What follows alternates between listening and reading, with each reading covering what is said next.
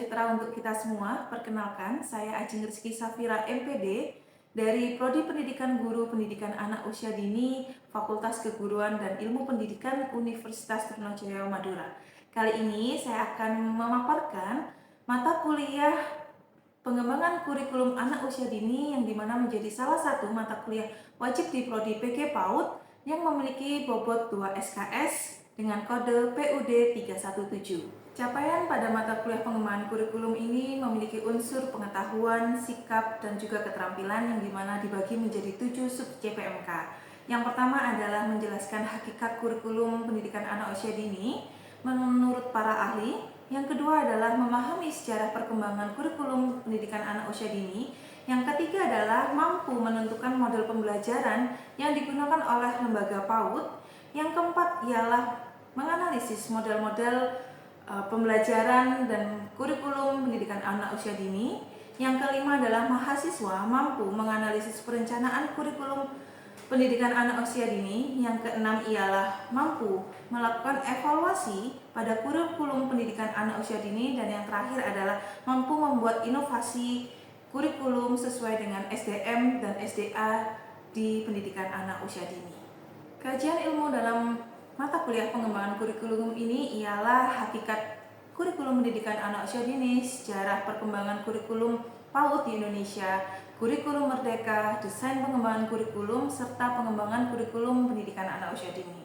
Sedangkan media yang digunakan di dalam mata kuliah ini antara lain seperti laptop, LCD, dan proyektor, beberapa buku baik secara internasional maupun nasional yang digunakan dalam mata kuliah ini, dan juga beberapa media interaktif seperti kertas plano, sticky note, ataupun kuis-kuis yang dapat dilakukan secara daring yang diterapkan dalam mata kuliah ini. Metode yang digunakan dalam perkuliahan ini ialah metode diskusi, penugasan, serta observasi dan juga unjuk kerja. Sedangkan untuk penilaian menggunakan penilaian kepada keaktifan, hasil tugas, tes tulis ataupun lisan. Demikian dari saya. Berikutnya inilah video micro teaching saya terkait mata kuliah pengembangan kurikulum. Assalamualaikum warahmatullahi wabarakatuh. Waalaikumsalam warahmatullahi wabarakatuh. Bagaimana kabarnya teman-teman? Alhamdulillah luar biasa. Oke, hari ini kita ada di mata kuliah pengembangan kurikulum ya. Di pertemuan ketiga, teman-teman. Nah, sebelum kita memulai perkuliahan, seperti biasa kita berdoa terlebih dahulu.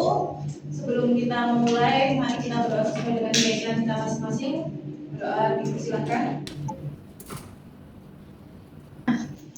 Di pertemuan kemarin kita sudah membahas yang namanya kurikulum merdeka, yang dimana menjadi satu rangkaian dari sejarah perkembangan kurikulum yang ada di Indonesia. Jadi kemarin kita sudah membahas UMER yang dimana yang sedang diterapkan saat ini, yaitu kurikulum merdeka. Nah, kita mundur ke belakang untuk membahas sejarahnya, yaitu kurikulum K13. Teman-teman mengalami K13? Ya. Waktu zaman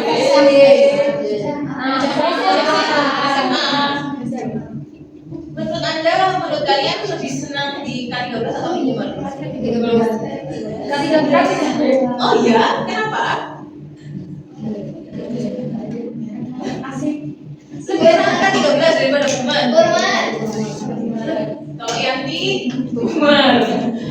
Kalau teman-teman lain ada yang K13. Padahal sebenarnya kalau kita lihat seharusnya UMER akan menjadi lebih bagus ya daripada K13 ya. Tapi mungkin implementasinya berbeda memang. Kalau UMER memberikan teman-teman cara belajar yang berbeda gitu ya. Kalau mungkin ketika saya di kuliah dulu ikutnya K13, saya tidak punya banyak kesempatan untuk belajar dari luar gitu ya. Kalau kayak magang, kalau teman-teman saya dulu tidak mendapatkan itu magang di luar. Tapi kalau sekarang walaupun PAUD dapat magang. Kalau dulu saya cuma kesempatannya adalah PLP. Kalau PLP itu asistensinya aja lah kalau dari sekarang. Lalu nggak ada yang namanya asistensi penelitian waktu saya kuliah. Nah, kalau UMER ini sebagai mahasiswa jauh berbeda cara belajarnya dan mendapatkan berbagai pengalaman. Nah, untuk melihat kenapa kita berubah dari K13 ke UMER, kita akan melihat K13 terlebih dahulu. Jadi kalau UMER itu singkatannya kurikulum merdeka. Kalau K13 itu kurikulum 2013. Baik. Nah, arah pengembangan pembangunan PAUD di Indonesia itu kita lihat dari tahun 2011 hingga pada tahun 2045. Nah, kita lihat di sini ada yang namanya tahun 2011 hingga tahun 2045, teman-teman. Mungkin kalian 2011 sedang di tingkat usia sekolah 2011. SD. Waktu itu saya kuliah SMP kali, masa SMP? Masih awal kelas SMP. Oke. 2011 itu saat itu saya dalam kuliah masuk PAUD pertama. 2011 itu di mana arah pembangunan PAUD di Indonesia itu dimulai. Jadi saya kebetulan juga berkuliah di tahun 2011. Masuk kelas saya di PAUD. Nah, harapannya di Indonesia ini adalah menjadi Indonesia yang emas. Kalau kalian pernah lihat atau pernah dengar Indonesia emas tahun 2045. Nah, kalau di PAUD itu juga ada yang namanya Anak Indonesia Harapan. Artinya di situ terbentuk SDM yang juga menjadi harapan Indonesia. Karena kan kalau PAUD masih menjadi harapan ya, belum menjadi SDM yang siap kerja. Di tahun 2011 itu ditetapkan yang namanya pemantapan mutu. Ada fundamental SDM berkualitas atau dasar sumber daya manusia yang berkualitas itu ditentukan. Lanjut di tahun 2025 ada yang namanya standar mutu nasional yang diharapkan menjadi poinnya adalah SDM andal atau handal, itu sumber daya manusia yang andal. Nah, kita lihat di terakhir adalah insan cerdas komprehensif. Insan cerdas komprehensif ini harusnya ditempuh di tahun 2045, yang sebelumnya harus menjejaki terlebih dahulu SDM fundamental, SDM andal, dan juga SDM berdaya saing global. Nah, kalau berdaya saing global kira-kira seperti apa, teman-teman? Artinya, kalau teman-teman kita harus berdaya saing global, apa yang perlu disiapkan? Kompetensi diri. Kompetensi seperti apa itu? Yang kalau di tingkat PAUD mungkin lebih mandiri gitu ya. Tapi kalau di tingkat kalian seperti apa? Pernah ada syarat ujian atau lulus universitas dengan nilai bahasa Inggris standar? Iya, 450 kan di sini? Iya. Itu adalah salah satu ciri atau indikator yang harus dipenuhi oleh SDM berdaya saing global, karena kalian tidak hanya berkompetisi dengan yang ada di Indonesia, tetapi juga daya saing global. Global itu artinya dunia. Nah, itu kenapa kalian diharapkannya mampu untuk berbahasa Inggris, sehingga tercapailah yang namanya Indonesia Emas. Kalau di PAUD juga namanya Anak Indonesia Harapan. Nah, yang perlu kita ketahui pertama adalah hubungan kurikulum antara jenjang pendidikan. Jadi, kenapa sih ada PAUD, ada Dikdas, pendidikan dasar, Dikmen, pendidikan menengah, dan PNF. PNF itu non formal, ya, pendidikan non formal seperti paket A, B, gitu ya, C, atau ambil khusus sertifikat. Kita lihat di sini ada namanya struktur kurikulum. Kita lihat ada 4 tingkat pendidikan atau 4 lembaga pendidikan, PAUD, Dikdas, Dikmen, dan PNF. Nah, masing-masing dari tingkat pendidikan ini atau lembaga ini memiliki fungsi masing-masing. Yang pertama PAUD, fungsi utamanya adalah pengembangan kepribadian. Jadi kalau di PAUD fungsi utamanya adalah mengembangkan suatu kepribadian anak. Bagaimana dia memiliki karakter, disiplin, kemandirian, bersosialisasi, bukan dulu untuk kemampuan kognitif. Ya, utamanya adalah pengembangan karakter. Baru menuju ke Dikdas atau pendidikan dasar, yaitu SD, kelas 1 sampai kelas 6, muatan umum, yaitu nasional dan lokal. Jadi mereka sudah mulai masuk adanya kurikulum nasional yang berbau dengan nilai standar kognitif, gitu ya, ada matematika dan yang lain-lain. Kalau SD zaman sekarang lebih keren ya daripada zaman saya, gitu. Zaman saya nggak ada yang namanya SD itu presentasi, tapi kalau sekarang kayaknya SD presentasi itu udah biasa, ya, udah banyak sekali. Itu termasuk salah satu peningkatan mutu untuk menjadi budaya saing global. Dikmat atau pendidikan menengah, atau ada di SMP dan juga di SMA. Muatan umumnya adalah nasional, lokal, peminatan akademik. Kalau kalian di SMA ada IPA, IPS atau bahasa, atau bahkan diawali dengan SMK itu sejak awal kelas 1. Peminatan kejuruan, ya tadi SMK, peminatan lintas minat dan pengalaman pendalaman minat. Jadi yang tadi IPA, IPS, bahasa. Kalau teman-teman dulu di tingkat SMA, ada yang dapat kelas bahasa nggak kira-kira di sini? IPA, IPS saja. Di SMA ada. Oh, di SMA ada ya? Masih ada ya bahasa ya? Ada. Tapi kalian tidak ambil bahasa. Tapi diajar. Tapi diajarkan. Iya, ada sastra Inggris. Oh, tapi memang berbeda, ya kan? juga. Oh iya. Iya. Oke. Lalu kalau PNF yang tadi pendidikan non formal itu adalah kecakapan hidup. Jadi yang seperti paket A, paket B, kejar paket itu, lalu juga seperti ke sertifikasi. Jadi lulus dengan sertifikasi kemampuan menggunakan komputer sebagai juru masak. Nah, itu adalah kecakapan hidup. Jadi bagi mereka yang bisa langsung bekerja tapi lebih singkat pendidikannya daripada SMK gitu. Nah, dari standar kompetensi lulusan kita lihat ada 3 hal yang perlu dicapai, dan itu semua di tingkat pendidikan dan di semua kurikulum. Yang pertama adalah sikap, keterampilan, dan pengetahuan. Kalau kalian tahu yang namanya kognitif, afektif, psikomotor, di mana ketiga capaian ini turun di dalam, kalau di K13 turun ke dalam KI dan KD, kompetensi inti dan kompetensi dasar. Ya, jadi 3 itu akan di breakdown lagi di K13 itu menjadi kompetensi inti dulu, kalau kalian tahu indikator-indikator. Nah, baru juga kompetensi dasar. Nah, dari kompetensi inti dan dasar itu bagaimana dikelolanya? Maka ada pengelolaan kurikulum. Siapa yang bertanggung jawab akan tiap level-level kurikulum? Kita lihat dari pengelolaan kurikulum pertama ada pemerintah. Nah, pemerintah fungsinya atau tugasnya adalah membuat kurikulum satuan program pendidikan. Jadi membuat kurikulum secara nasional. Kurikulum mata pelajaran, pedoman implementasi, buku teks dan buku panduan untuk guru. Jadi kalau pemerintah secara nasional membuat kurikulum nasional dan juga buku teks panduan kepada guru, gimana sih cara menggunakan kurikulum K13, dan itu sudah ada juga. Nah, kalau yang Kumar juga ada buku panduan penggunaan Kumar. K13 juga ada untuk buku panduan penggunaan K13.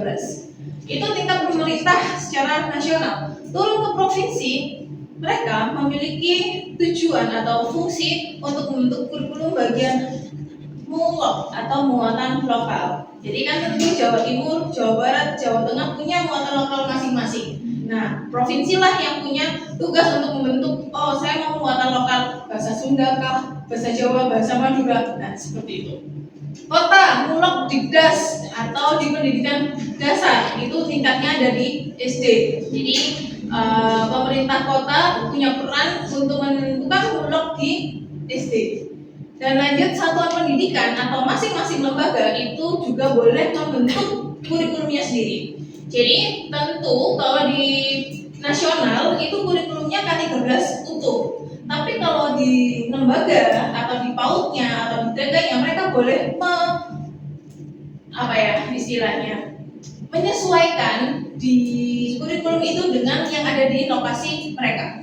Tentu contoh muatan lokalnya di Surabaya dengan di Madura atau di Bangkalan tentu berbeda, ya kan? Bahasanya muatan lokalnya berbeda, seni budayanya berbeda. Nah, sekolah boleh mix atau menyesuaikan sesuai dengan lokasi masing-masing.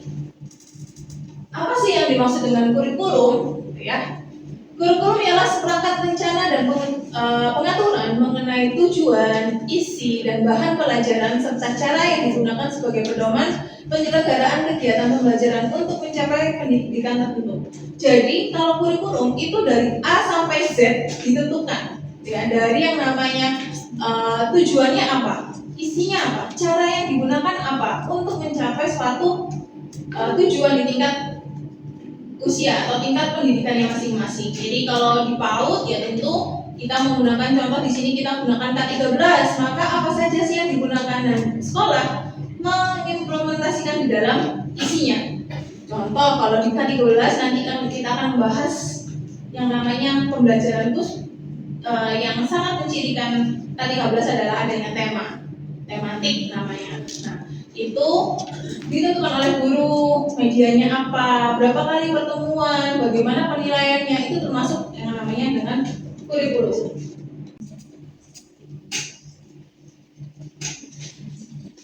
Nah, kurikulum 2013 merupakan apa? Kurikulum nasional bersumber terbuka.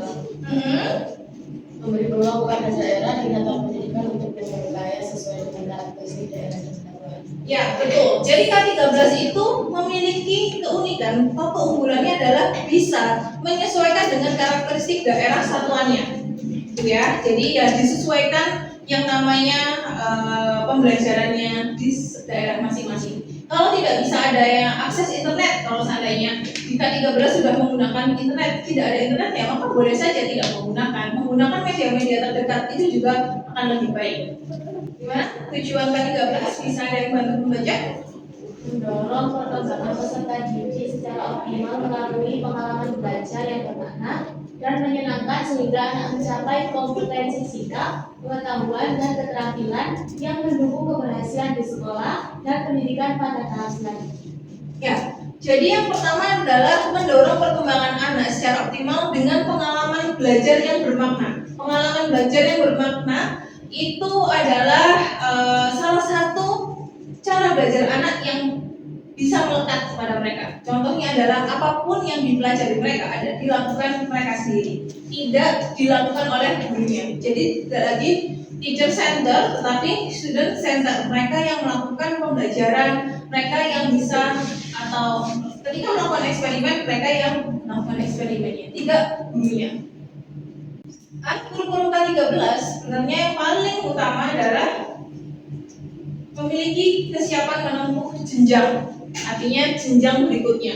Di mana yang pertama mendorong perkembangan optimal dulu. Yang tadi kalau perkembangan optimal sudah maksimal, maka harus diberikan pengalaman belajar yang bermakna. Pengalaman belajar yang bermakna harus berisikan tentang 4 hal ini: sikap spiritual, sikap sosial, pengetahuan, dan keterampilan. Tadi di awal hanya ada sikap, tapi K13 punya 2, yaitu sikap spiritual dan juga sikap sosial. Ada pengetahuan dan keterampilan, di mana keempat hal ini harapannya bisa memberikan anak kesiapan untuk belajar ke SD. Ya, jadi siap tidaknya itu dibuat dari proses 4 hal ini, teman-teman. Kerangka dasar K13 itu ada beberapa, tentu berbeda juga dengan UMAR. Setiap kurikulum punya kerangka dasar masing-masing. Yang pertama adalah filosofi. Kalau filosofi ini lebih kenapa dibuat kurikulum ini? Ya, filosofinya apa? Dasarnya apa? Yang kedua adalah sosiologis, melihat dasar berdasarkan pada kebutuhan sosial, nilai yang berlaku di masyarakat. Yang ketiga adalah psikologis pedagogis, tidak hanya kemampuan secara pedagogis saja, tetapi juga kesiapan secara psikologi, ya, disesuaikan dengan tingkat usia anak-anak. Nah, itu psikologis pedagogis. Dan yang terakhir adalah landasan teoritis. Jadi teori-teori yang digunakan dalam mempraktekkan pembelajaran itu juga harus sesuai dengan teori, mengacu pada standar mutu nasional atau standar pendidikan nasional. Dan kalau yuridis di sini berdasarkan pada Undang-Undang Nomor 20, yaitu tadi Sistem Pendidikan Nasional. Nah, kerangka K13 beda juga nanti kalau kita akan belajar kemarin UMAR. Jadi pembelajaran K13 itu terdiri dari pembelajaran terpadu dan juga pembelajaran pendekatannya adalah saintifik. Pembelajaran terpadu itu adalah kata lain atau yang dimaksud dengan tematik, di mana ada yang disusun dengan tema, subtema, dengan sub-subtema. Nah, tema-tema ini harapannya untuk mengangkat atau memberikan kompetensi tentang sikap, pengetahuan, dan keterampilan. Jadi lagi-lagi akan bertujuan kepada 3 hal ini: sikap, pengetahuan, dan keterampilan dari tema-tema tersebut. Nah, kalau di Kumer itu kan kita sekarang sudah menggunakannya modul ajar, bukan lagi RPPH, ya kan? Modul ajar yang dimana dalamnya ada topik-topik. Mungkin topiknya mirip sama tema, tapi kalau tema itu sangat-sangat K13, termasuk indikator-indikator. Dan ada pendekatan saintifik. Pendekatan saintifik itu ada 5 prosesnya, teman-teman. Yang pertama adalah anak mengamati. Menanya, mengumpulkan informasi, menalar, dan mengomunikasikan. Jadi, kelima ini adalah suatu proses. Jadi, tahapan ya, pertama mengamati hingga mengomunikasikan. Nah, ini sangat dekat dengan yang namanya eksperimen, hands-on atau hands-on itu adalah mereka yang melakukan sendiri. Jadi, itu kenapa saintifik untuk mendukung yang tadi pembelajaran bermakna. Sampai di sini teman-teman, ada yang mau bertanya? Saya Ibu, di sini saya ada bertanya. Baik, terima kasih sebelumnya untuk waktu yang kami berikan. Di sini saya bertanya mengenai pengalaman belajar bermakna. Tadi Ibu menjelaskan ada 4 poin dalam pengalaman belajar bermakna, di mana apabila poin keempat tadi ada salah satu yang tidak tercapai atau tidak terlaksana, apakah pembelajaran bermakna itu dapat dikatakan optimal atau tercapai? 4 ini ya? Ya. Apakah salah satu dari 4 poin itu tidak tercapai atau tidak terpenuhi? Oke, dari pengalaman bermakna. Kalau pengalaman belajar bermakna ini adalah caranya, gitu. Jadi cara belajarnya harus menggunakan pengalaman yang bermakna. Anak-anak tidak lagi belajar dari teacher center tadi. Jadi melihat guru menulis, dia cuma bagian simple saja, lalu ada didatangkan sebuah buah gitu, semangka atau apa, tapi hanya guru yang menggunakan semangkanya. Anak-anak tidak punya kesempatan untuk menggunakan semangkanya, tidak lagi seperti itu, tapi mereka punya kesempatan untuk satu, memegang semangkanya, kedua mungkin memotong, makan, melihat rasanya bagaimana. Pengalaman bermakna itu caranya. Tapi apakah dari 4 ini jika tidak terpenuhi itu menjadi pengalaman bermakna? Ya bisa dikatakan bisa jadi tetap bermakna gitu ya, karena kan bermakna ini caranya. Kalau tujuannya tercapai atau enggak ini harapannya, kan? Bagaimana si belajar ini mencapai yang namanya sikap spiritual. Jadi diajak berdoa tidak hanya kalimat maaf kalau Muslim tidak hanya Arabnya saja, tetapi juga maknanya gitu kan. Nggak hanya membaca seakan-akan mantra, kalau nggak tahu maksudnya, tahu Arabnya tapi tidak tahu artinya. Nah, itu sikap spiritual. Lalu menghargai satu sama lain, meminta maaf itu kan juga salah satu sikap sosial. Jadi ini adalah caranya. Kalau yang ini 4 adalah tujuan yang dinilai. Apakah jika 4 salah satu ini tidak tercapai termasuk pada pengalaman bermakna? Harusnya tetap menjadi pengalaman bermakna, tetapi ya harusnya juga pembelajaran bermakna ini mencapai 4 ini, gitu ya. Jadi jangan sampai salah satu ini tidak tercapai. Tapi apakah boleh tidak tercapai, gitu ya? Dari pengetahuan anak ini tidak punya, atau maksudnya maaf, pengetahuannya tidak begitu tinggi secara kognitif jika kita menilai kognitif. Apakah boleh? Ya boleh. Kan setiap anak punya kemampuan masing-masing ya. Terampil dalam kehidupan sehari-hari, mengenali sepatu, aktif, disiplin. Tetapi secara kognitif dia masih butuh waktu belajar lebih panjang, nggak masalah. Ada anak yang kognitifnya benar tapi secara keterampilan dia tidak begitu mandiri gitu.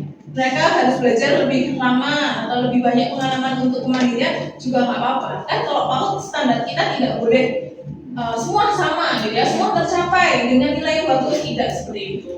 Gitu Mbak Marisa. Sama. Nah, kita masuk pada aktivitas teman-teman. Di sini buatlah kelompok dengan anggota masing-masing 3 mahasiswa dan buatlah poster terkait dengan kerangka K13, pembelajaran terpadu dan juga pendekatan saintifik. Oke, baik. Sesuai kelompok teman-teman. 15 menit ya teman-teman.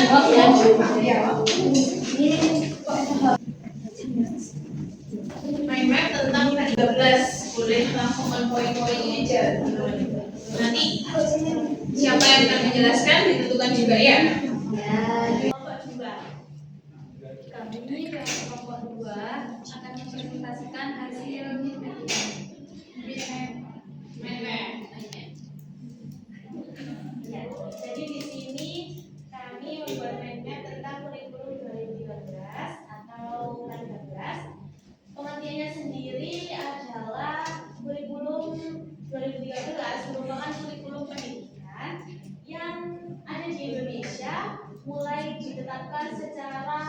bertahap sejak tahun 2013. Selanjutnya ada tujuan kurikulum dari 13, yaitu ada meningkatkan kompetensi siswa, mendorong pembelajaran aktif, dan menyiapkan siswa untuk tantangan global. Di sini juga ada konsep dari kurikulum 2013, yakni berbasis kompetensi, kemudian ada pendekatan saintifik, tematik, dan penilaian yang autentik. Baik, itu saja yang bisa kami sampaikan. Terima kasih atas perhatiannya.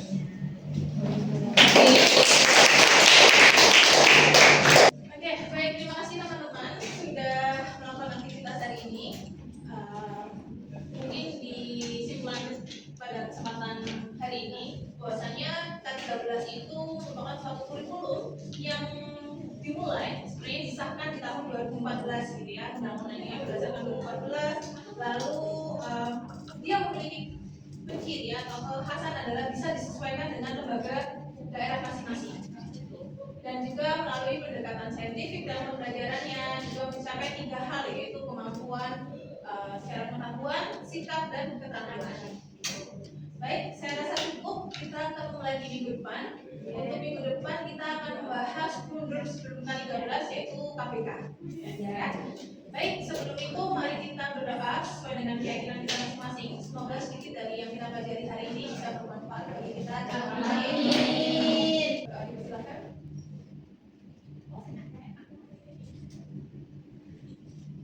Baik, sampai jumpa minggu depan. Jaga kesehatan teman-teman. Wassalamualaikum warahmatullahi wabarakatuh.